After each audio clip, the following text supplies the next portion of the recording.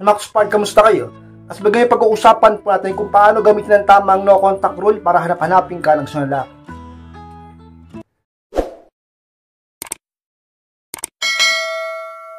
Kung handa na kayong lahat, masata po tayo at muli, be inspired!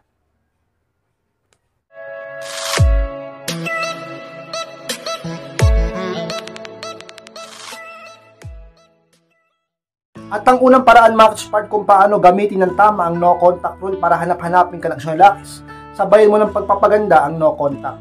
Yan ang unang paraan kung paano gamitin ng tamang no contact inspired. Alam nyo, maraming nagtuturo na ganito mag no contact rule ka, ganito ang gawin mo, huwag kang magparamdam. Tama naman yun. Pero ako idadagdag ko lagi ito. Kasi syempre kapag nag no contact rule ka, aminin mo natin o hindi, nami-miss mo siya. O di ba?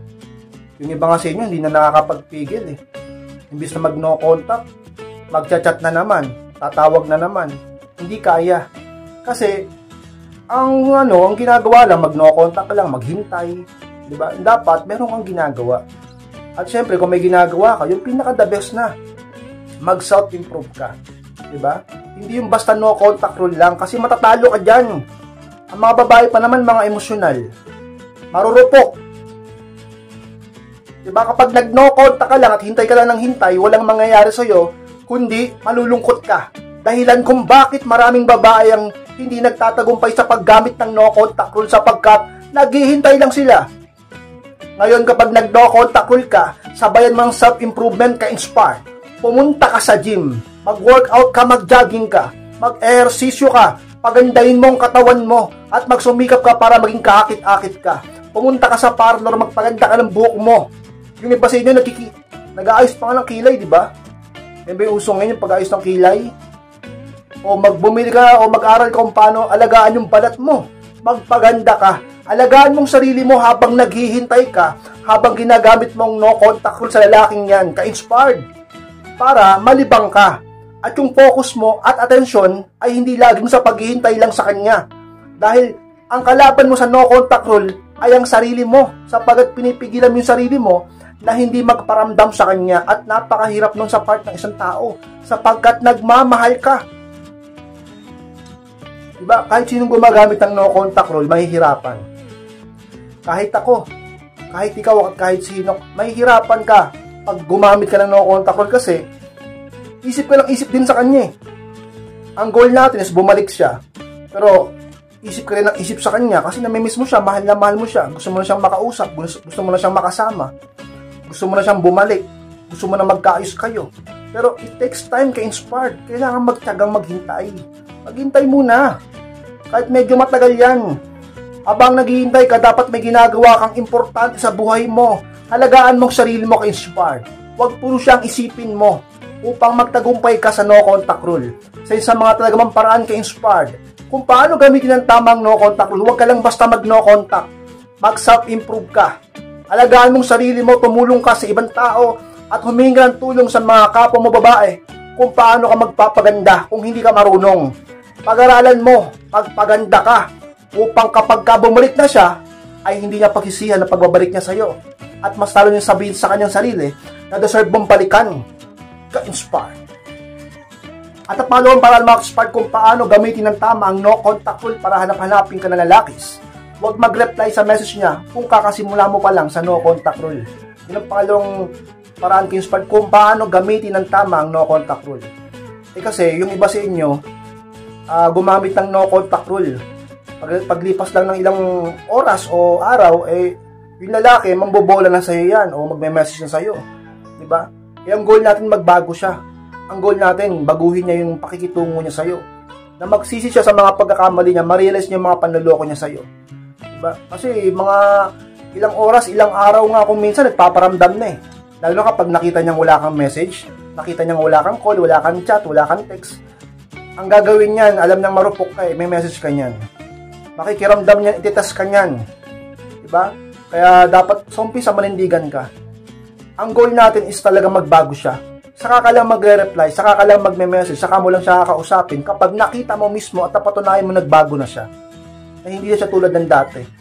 Pero kung bago ka pa lang nag-no contact rule, kakasimula mo pa lang mag-no contact rule, Tapos gusto lang niya malaman kung kamusta ka, nakikiramdam lang sa'yo kasi hindi ka nga nagpaparamdam eh.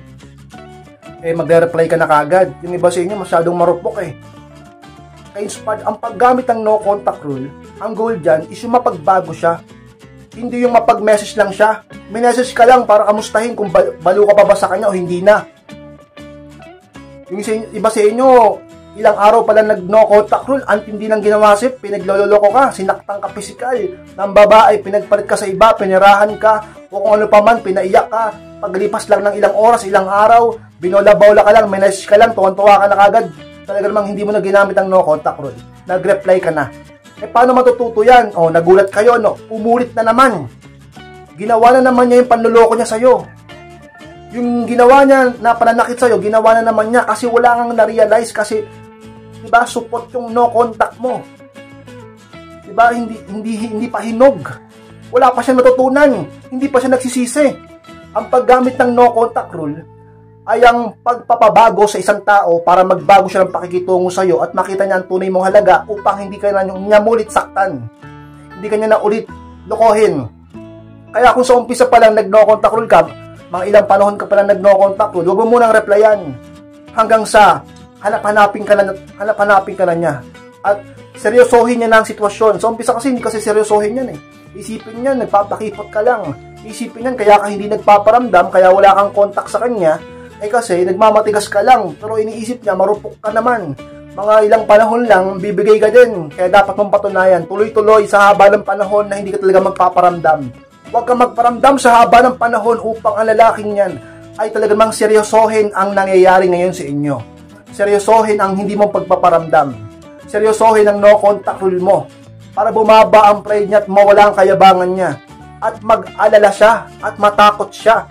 Isipin niyang seryoso na to. Ba't di ka nagpaparamdam? Akala ko mga ilang araw lang. Akala ko bibigay ka na naman. Akala ko marupok ka pa rin. Bigla ka naging ganyan. Talagang wala ka ng reply.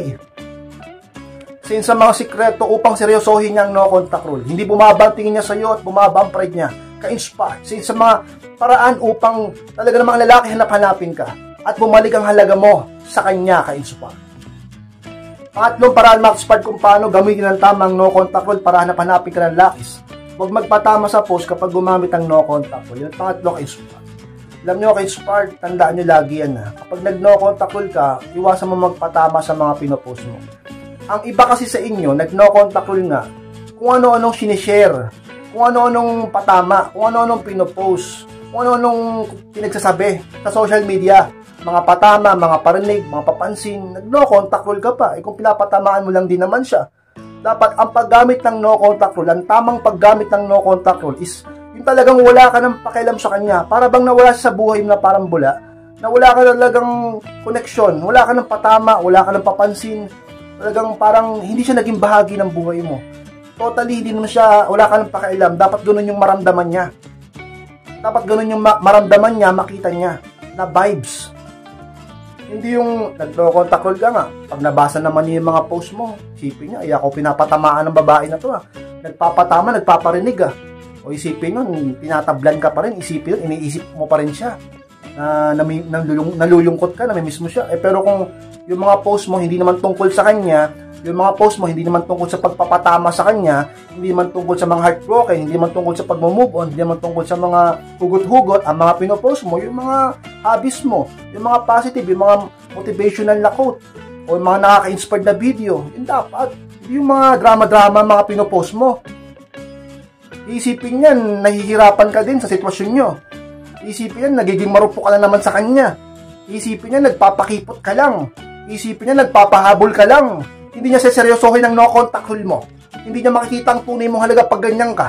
At ganyan ang ginawa mo ka-inspire. Dapat kapag nag-no contact rule ka, totally, wala kang pakialam sa kanya. Wala ka ng pakialam sa buhay niya. Hindi ka na magpapatama, hindi mo na siya isipin pa. Magpo-focus ka sa buhay mo, sa sarili mo. Hanggang siya ay tuluyan ng maghabol sa'yo. Sa pagkatahanap-hanapin ka niya. Pag sineryoso niya na ang sitwasyon. Kapag naramdaman niya na seryoso ka na wala ka ng pakialam sa kanya, at maligaya ka na sa araw-araw ng buhay mo. Talaga naman ka-inspired, malaking sampal sa kanya yan. At sa mga gugulo sa isip niya, araw-araw at bago siya matulog, ka-inspired. Isa sa mga paraan kung paano mo gamitin ang tamang no contact rule. Huwag kang magpapansin, huwag kang magpatama sa mga post mo, sa personal man o sa social media. Kapag nag-no contact rule ka, dapat totally iparamdam, ipadama mo sa kanya na wala kang pakialam sa kung ano mang ginagawa niya. At wala kang pakialam sa kung anong sitwasyon nyo. At nagpo-focus ka sa buhay mo, sa sarili mo, sa mga sikreto upang mas lalong tumalabang no contact rule. At mas lalong bumalik ang halaga mo. Maramdaman niya ka-inspire ang halaga mo sa buhay niya. Dahil wala ka ng pakialam sa kanya, ka-inspire. At pangapat na paraan mga kung paano gamitin ng tama ang no contact rule para hanap-hanapin ka na lalakis. Palaging lumapit sa Diyos. Pangapat ka-inspire at pinakahuli. Alam nyo, pag gumamit ka ng no contact rule, magiging mahina ka. Bakit naman ka-inspired magiging mahina ako pag gumamit ako ng no contact rule? Oo. Sapagkat mahal mo siya. Mamimiss mo siya at magiging marupok ka, maalala mo yung nakaraan nyo. Diba ganyan ang nangyayari? Lalo na kapag may cycle kayo sa araw-araw, umaga pa lang, nag-good morning na siya, mamimiss mo yon. Yung pagtanghali na o lunch break na, i-message ka niya, mamimiss mo yon. Yung mag-uusap kayo sa gabi bago matulog, nag-video call kayo, lahat yun mamimiss mo dahil nagkaroon ka ng attachment sa kanya. At nasanay ka na ganun ng buhay mo kasama siya. Kaya naman, lumapit ka sa Diyos upang bigyan ka niya ng lakas. Ang Panginoong Diyos ay nagbibigay ng lakas sa mga mahihina. Ganyan yan ka-inspired. Lagi mong tatandaan kung kailan ka mahina, doon ka malakas kung lalapit ka sa Diyos. At ang Panginoon ay hindi nagbabago. Talaga naman kung magtitiwala ka sa Kanya, tutulungan ka niya. Ka-inspired kung nag-no contact rule ka, huwag mo kakalimutang merong Diyos upang hindi ka mawala ng pag-asa at upang hindi ka sumuko at matalo sa paggamit ng no contact rule. Hindi ka maging marupok at dumating ang panahon na bumalik yung lalaki sa iyo at magkaayos kayo. Sapagkat walang imposible sa Panginoong Diyos. At lahat kaya niya, magtiwala ka lang. Sa mga paraan at pinakahuli na paraan kung paano gamitin ng tama ang no contact rule upang hanapin ka ng lalaki at bumalik at magkaayos kayo, ka-inspire. Ka-inspire, maraming salamat po sa pagtapos ng vlog nito. Kung kalimutan na mag-like, comment, share na rin po upang makatulong din tayo sa iba. At sa mga hindi pa po nakasubscribe, click nyo na po yung subscribe mga kaspalag, click nyo na yung notification bell upang ma-notify kayo pag may bago akong upload. So gusto magpa-coaching o magpa-advise, message lang po ako sa akin Facebook, yun po yung profile picture ko at pakichat ako. Ako po mismo ang siyang magbabasa ng mensahe nyo at ako po mismo magre-reply sa inyo. Maraming salamat mga kaspalag, mag-ingat kayong lahat. Mahal ko po kayo at muli, be inspired!